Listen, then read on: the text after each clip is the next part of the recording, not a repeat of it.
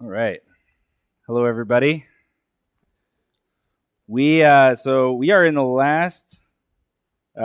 last week of this Books of the Bible series, and I know up on the slide it says Job, and that's because when we made the schedule, we forgot about Chronicles. So we pushed Job back to next summer. So we're going to do Job next summer. So the whole idea is we're doing the books of the Bible over the course of like 4 years, basically. So this summer we did Genesis to Esther, and then next summer we'll start with Job and see how far we get before we move on to another series. We're doing it in parts because if we did all 66 books of the Bible, even if we did like the last 4 weeks, we've done 8 books. And even if we did that, it would take a while. So we're doing it over the course of like 4 years. So this week we're doing Esther. And I'd like to give you a little context. So at the beginning of the year, we talked about Daniel. And the book of Daniel takes place during exile. And one of the great things that we did during the series, if you want to know more about exile and some of what I'm going to talk about tonight, you should go back and listen to the series on Daniel, because we took the book of Daniel and talked about it over the course of like 3 months, I think. It was a lot longer than I have to talk about Esther, which is just tonight, not 3 months. But we talked about exile and what it means for us to live in exile. And then we did a short series on some really difficult topics like grief and sadness and pain in this life. And then we talked about Jesus.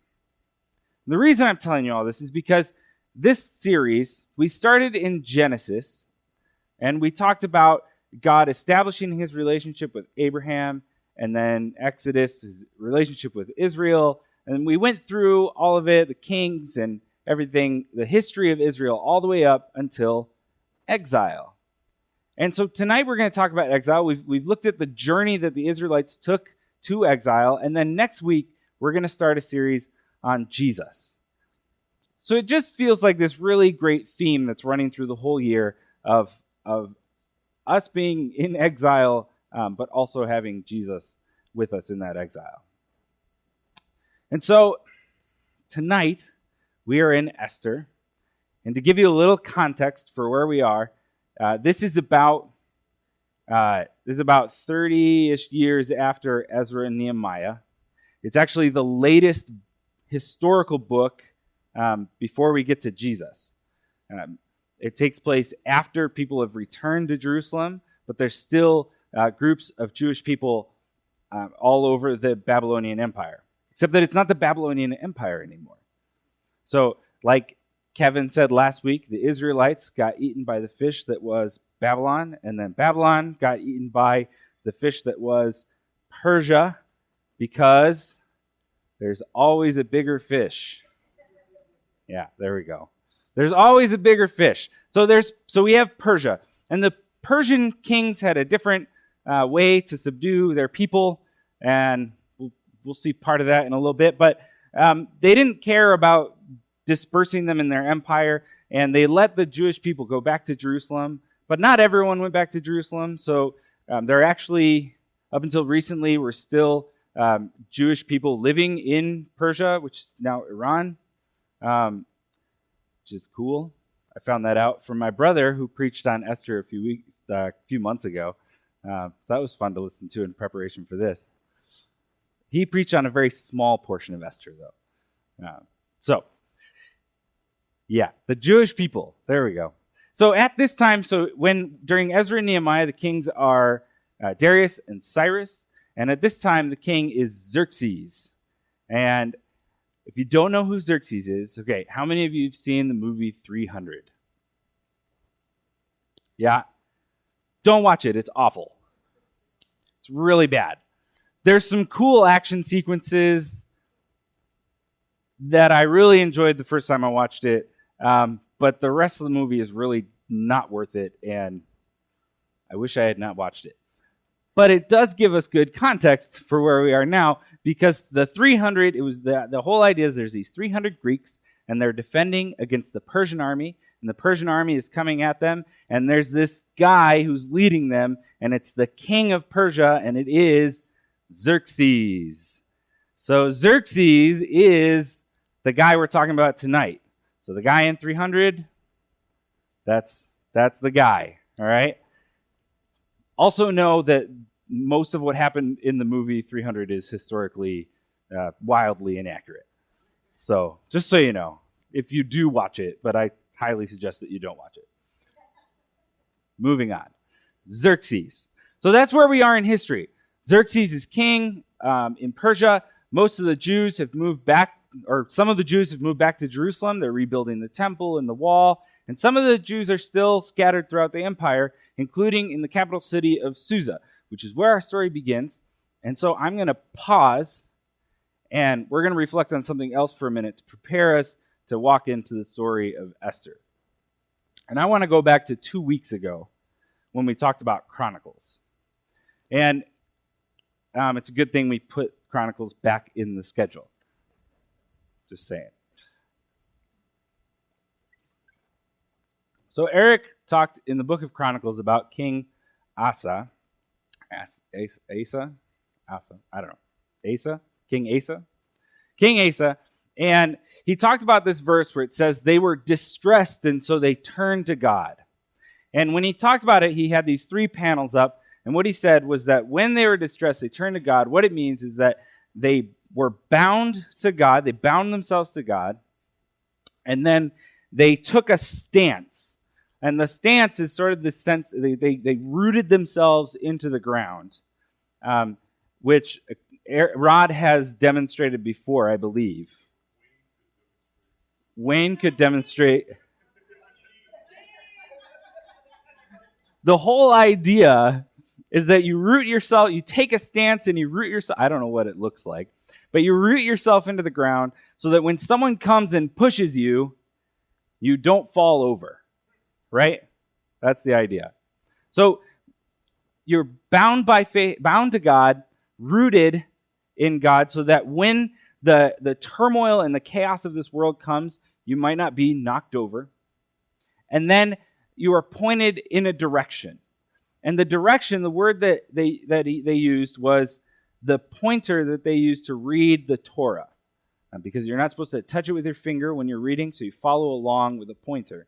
And the idea is that you are directed by God. And I want to build on that tonight by going to Corinthians, which is the passage that we read. Can someone tell me part of 1 Corinthians 13? What's the really famous part of 1 Corinthians 13? Love is patient. Love is kind. Yes. Love is patient. Love is kind. It does not envy. It does not boast. It is not proud. It is not rude. It is not self-seeking, and so on. If you've ever been to a wedding, chances are you've probably heard it because they like to read it at weddings. It's a beautiful passage, and it beautifully speaks to what is love. But the section that we read talked about this idea of when perfection comes, the imperfect disappears. And we live in exile, but we don't live in the same exile that the Israelites lived in. Today, we live in a world that we do not belong to, that we live in chaos and turmoil. We live knowing that we are broken, and yet we live knowing that Jesus has come, that he has brought healing, that he has saved us from that brokenness. So we live in this tension of knowing that we are broken and knowing that God is healing us and has healed us. And that's the exile we live in. That's the tension that we live in day to day. And so when it says, and these 3 remain, faith, hope, and love, but the greatest of these is love, what I want you to think about is this stance that we talked about. So we are bound by faith to God, and we take a stance that is rooted in hope, rooted in the stories of God, the stories of the community, the stories of Jesus, and we are rooted in hope, and then we are pointed in a direction by love. And that out of this stance, we engage with the world, and that when the chaos and the turmoil comes around us, we can stand and not be pushed over, and we can go in a direction dictated by love. And the love that is talked about here is not the ethereal feeling or the sense of enjoyment of someone, or the love that is talked about is a love that we choose. It's an action towards each other. It's choosing to care for each other. So let's talk about Esther.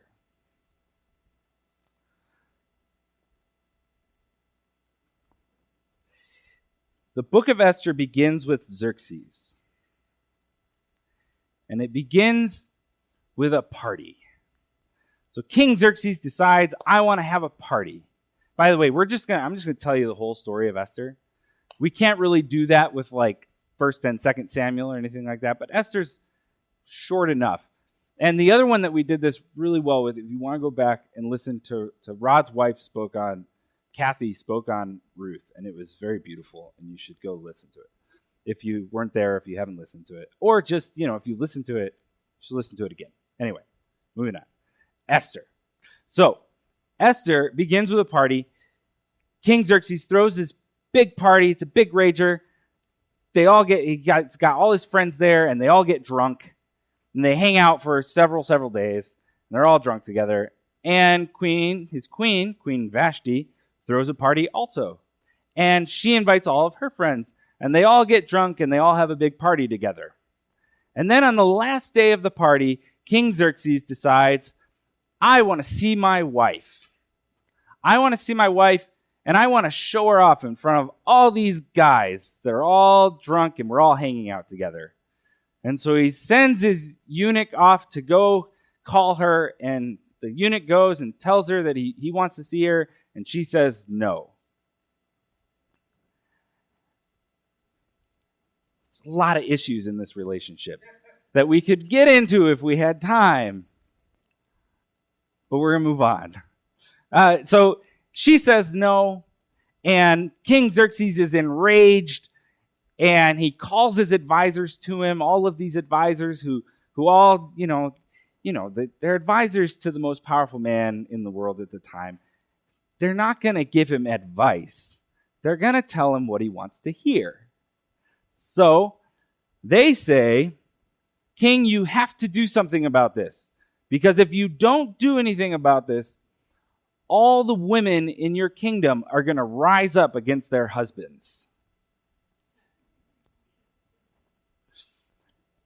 Which is weird advice. But it gives Xerxes an excuse, not just to be mad about himself, but also to say, gives him justification to say, she can't do this. It's a really bad relationship, guys. It's not great. So he deposes Queen Vashti. He says, you're not queen anymore. And then, incredibly predictably, he gets very lonely. And in chapter 2, it says, later, when the anger of King Xerxes had subsided, he remembered Vashti and what she had done and what he had decreed about her. Then the king's personal attendants proposed, let a search be made for beautiful young virgins for the king. Let the king appoint commissioners in every province of his realm to bring all these beautiful girls into the harem at the citadel of Susa. Let them be placed under the care of Hegai, the king's eunuch, who is in charge of the women, and let beauty treatments be given to them. Then let the girl who pleases the king be queen instead of Vashti. This advice appealed to the king, and he followed it. Surprise, surprise. Yeah.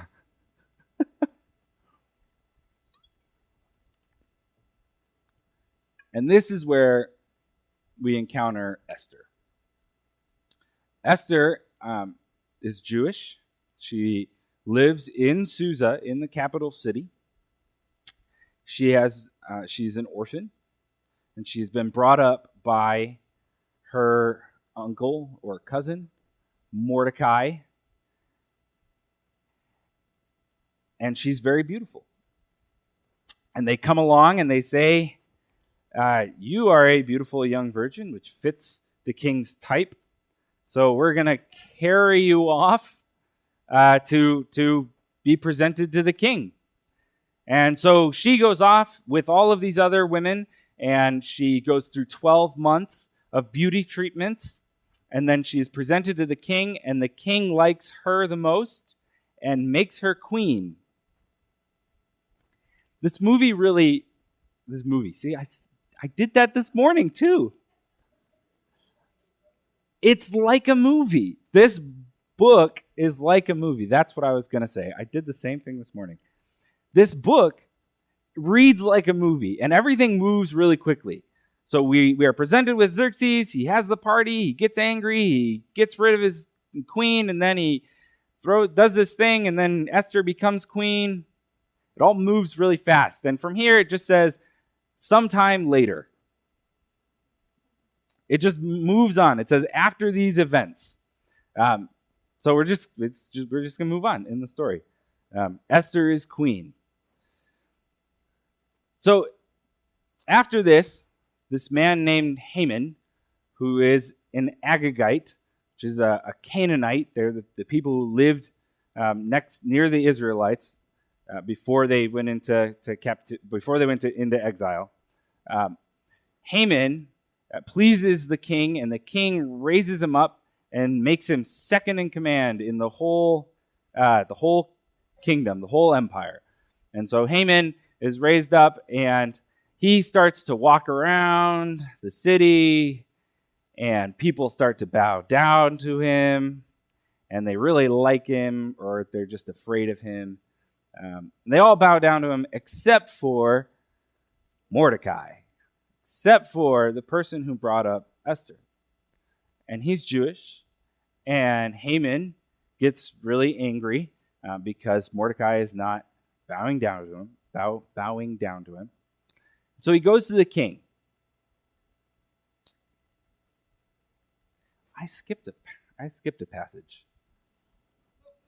It's right here in my notes too. It says, Esther made queen, Mordecai uncovers a conspiracy, Haman's plot.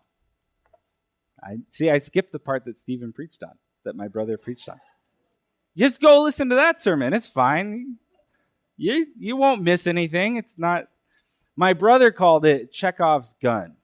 Which, if you don't know what Chekhov's gun is, it's Chekhov was a Russian playwright, and he said if there's a gun on the wall in the first act, then it has to be fired in the second act.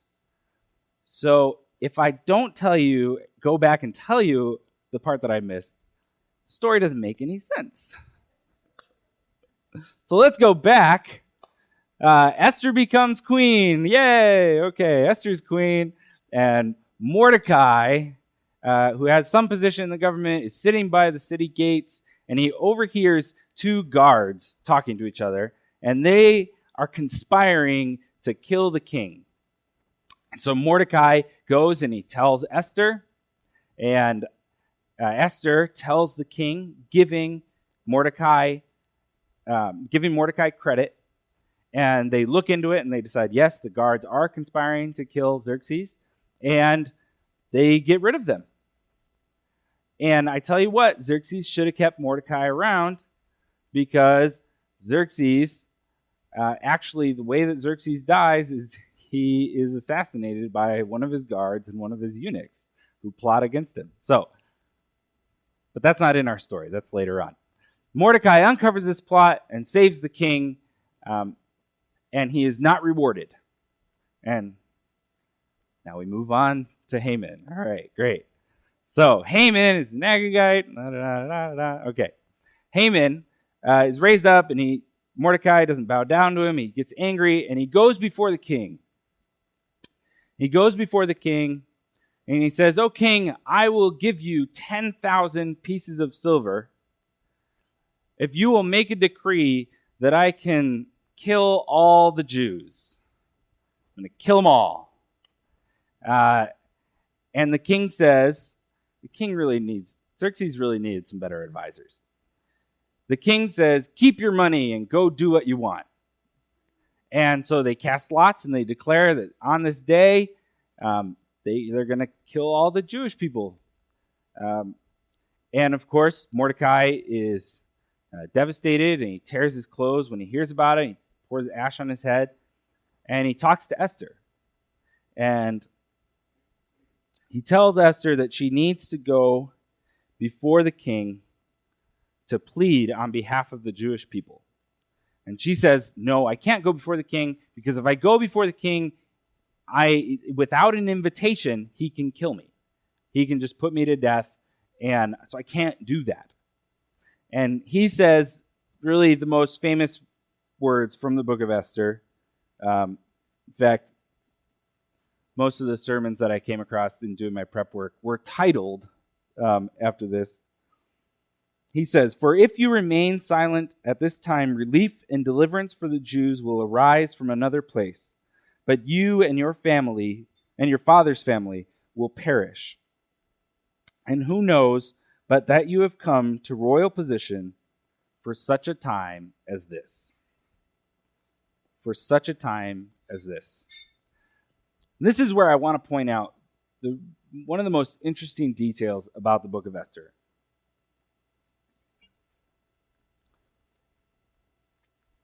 Is that God is not mentioned once in the book of Esther. He's not mentioned. And when you find that out, it's notable. When I found that out, I went back and read the whole book of Esther. And no, he's not. He's not mentioned in the book of Esther. But there's these very clear references. This story was written in exile. This story was written in turmoil, in chaos. This story was written in a dangerous place. Here are these people in the story, they're going to be killed, all of them. This is their day-to-day life. And so God not being mentioned makes sense, because if you're going to tell a story, you don't want people to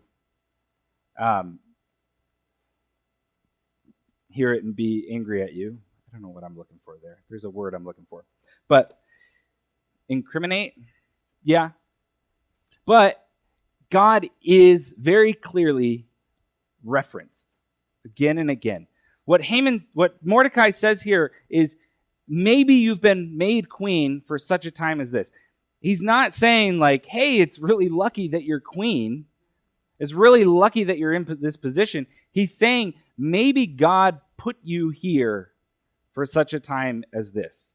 And he says, if you don't do anything, what's he saying? He says, if you remain silent, relief and deliverance for the Jews will arise from another place.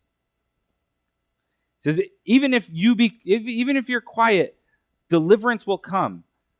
But maybe you're here. Maybe God has put you in this position for such a time as this. And so Esther, who is incredibly courageous, goes before the king. And I'd argue that action is courage enough at this moment, because she doesn't ask for anything from the king. She just says, hey, I want you to come to a party, and I want you to bring Haman with you. So she invites him to a party. And then Haman hears that he's invited to the party, and he goes out, and he comes across Mordecai. And he's really excited about this party. He's walking around. Mordecai doesn't show any fear and doesn't bow down to him. And he gets really angry, and he doesn't do anything at that moment, but he goes home and he talks to his wife. See, Haman needed better advisors also. He talks to his wife, and his wife says, the king will not refuse you anything. Build a pole, build a gallows, set up a pole to hang Mordecai, and then go ask the king if you can do this. And so he does that. He builds the pole, and then he goes off to the party. He has has a good time at the party, and Esther says, come back tomorrow for another party. So Haman goes home, and the next day he comes to the king to ask him if he can hang Mordecai. Except that something has happened in the night. And I forgot to pull up the video again. That's okay. Have you ever seen the VeggieTales version of this? Yeah? So the VeggieTales version of this, VeggieTales is a kid's show, if you don't know. The VeggieTales version of this is really accurate. And so the king is like laying in bed, and his scribe is sitting next to him. This is it was after the party, the night before the second party. And he's laying in bed, and he's bored. He can't sleep, so he calls his scribe, and his scribe, he says, read me my story, basically. The scribe starts to read him the annals of the king, which is just his story. Like, can you imagine walking around and going like, hey, tell me my story. Tell me about me, guys. Tell me why I'm so great. It's ridiculous. It's so self-focused. And he says, tell me my story. And so the scribe is reading the story, and he comes across the passage where Mordecai saved the king. And the king says, did we ever do anything for Mordecai? And the guy says, no, there's no record of us ever rewarding Mordecai. So the next morning, Haman comes in to ask if he can hang Mordecai. And the king says, hold on, hey, it's good that you're here. I have a problem. I have this guy, and I want to honor him. He's a great guy. What should I do? And in another fit of self-absorption, Haman thinks that the king's talking about him. And he says, this is what you should do. You should give him your horse, give him your clothes, and then have someone go alongside him throughout the city, cheering and telling everybody how great this guy is. And the king says, yeah, that's a good idea. I like that. Go do that for Mordecai. And so Haman is utterly devastated, and he goes out and he does this thing for his most hated man, who he's committed to killing. And it's this awful moment in Haman's life, and it only gets worse. So he goes and does this thing. He honors Mordecai. This really does, you could make a really good movie off of this. And VeggieTales did. So Haman goes and does this thing for Mordecai, and then they go to the second party, and Esther accuses Haman, and the king finds out that it's true that Haman was conspiring to kill his queen and the guy who saved his life and all of their people. And so Haman is hanged on his own pole that he built to hang Mordecai, and then his land is given to Mordecai. And then Esther goes to the king and says, but we still have this problem. There's still this edict. And so he can't take back the edict, but he does send out a new one that says basically anyone who comes against the Jewish people have the right to defend themselves and attack them back. And so all of Haman's family is killed, and a bunch more people throughout the empire. The triumph of the Jews.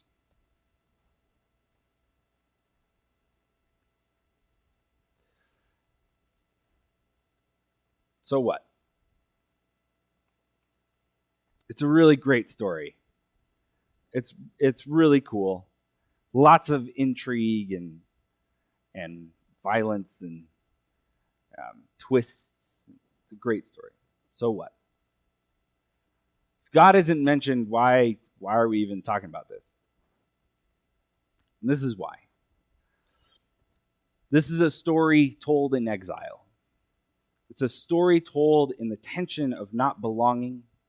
It's the story told in the brokenness and the devastation of not being able to be home, of being separated, of having your families ripped apart. It's a story of exile. And in that, there is turmoil and there is chaos. And it's the turmoil and the chaos that in a lot of ways we live in.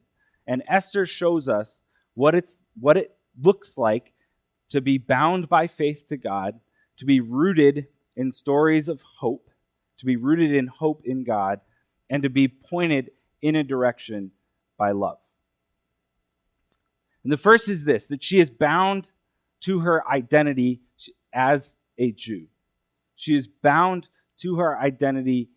She's bound to her family. She's bound to God. Mordecai brings her up to know God, to know her customs, to know her people. And when she is confronted with the turmoil, when she's taken off, it says that she still followed the instructions that Mordecai had given her. She is bound by faith to God. And then she's rooted in hope. And here's the thing, is that Esther, this is the thing that we need to know about Esther, is that Esther has one of the things. Esther has no reason to stand and be rooted in hope. There's nothing in her story that would give her hope. She is brought up by her uncle. She's probably an orphan. When she's like really 14 or 15, she's carried off to be separated from her only family, to go through these beauty treatments. And then she's married off to this man that she's never met, who she's only married to because he's the most powerful man in the world. There's nothing in Esther's story, in her own story, that should give her the hope and the courage that she shows. But she's been brought up by Mordecai. She's been brought up knowing the story of her people. And this is the thing, is that when we experience the turmoil, when we experience the chaos of this world, we look into our own stories. That's the first thing we do. And we often don't find hope. We often, when we are confronted with the pain and the struggle and the brokenness of this world, we go to the dark places. We go to the times when we were alone. We go to the times when people hurt us, when people wounded us.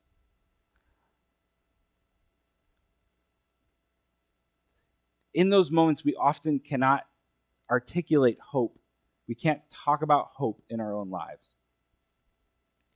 And what carries Esther and what carries us is the stories of the people around us, is the stories of God entering into the lives of people around us. It's being in community and listening to what everyone else has gone through, to the pain that they've gone through, and to the ways that God has entered into their lives. It's in being rooted in the Word of God. It's being rooted in the story of Jesus.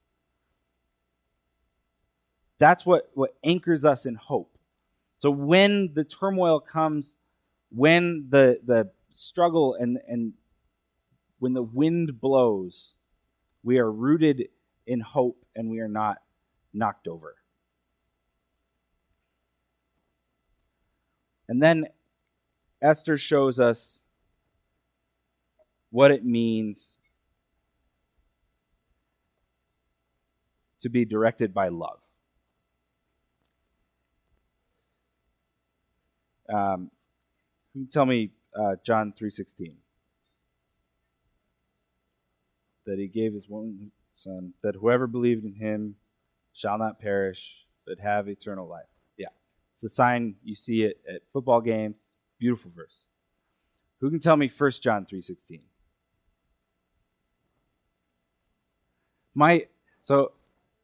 Yeah. No, not that one. It's very close, yeah. So my youth group leader, who later was my pastor, did this to us one time. It was really funny. So I wanted to do it because it's the first time I've had a chance to do it.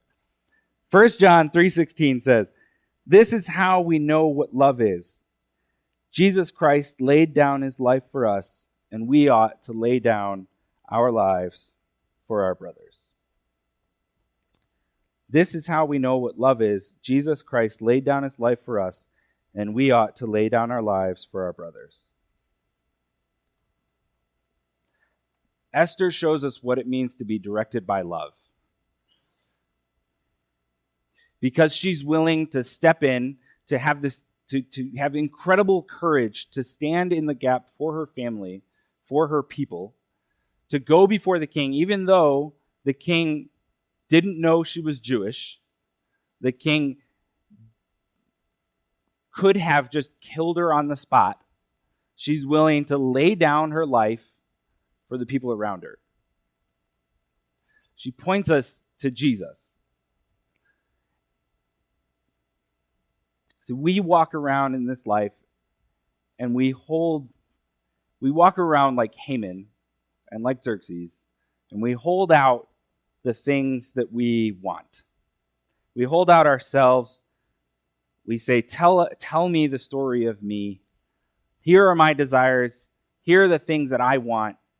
And we go to our spouses, we go to our kids, we go to our coworkers and our friends and our parents, and we say, how are you going to do this for me? How are you going to take care of me? And when we're bound by faith to God, when we are rooted in stories of hope, the direction that we are called to take, the direction in love, is to actually set aside ourselves, set aside our own demands, and seek to care for the people around us. This isn't a killing of the self, but it is a choosing of love.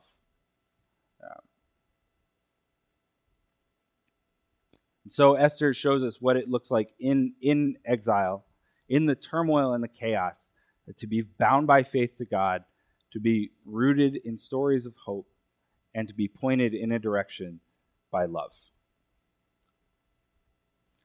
And she points us to Jesus, which is great because that's what we're going to talk about next week. I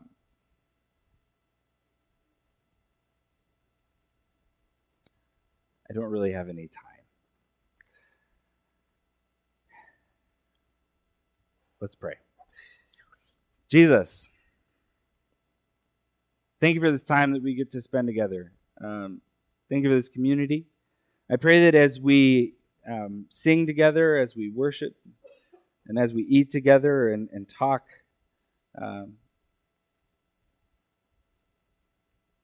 pray that you would call us to you, that we would choose to be bound by faith to you, and that we would tell each other the stories of hope in our lives, and that you would call us to love one another. Give us grace and compassion as we listen, and courage as we tell our stories. Bless this time. In your name I pray. Amen.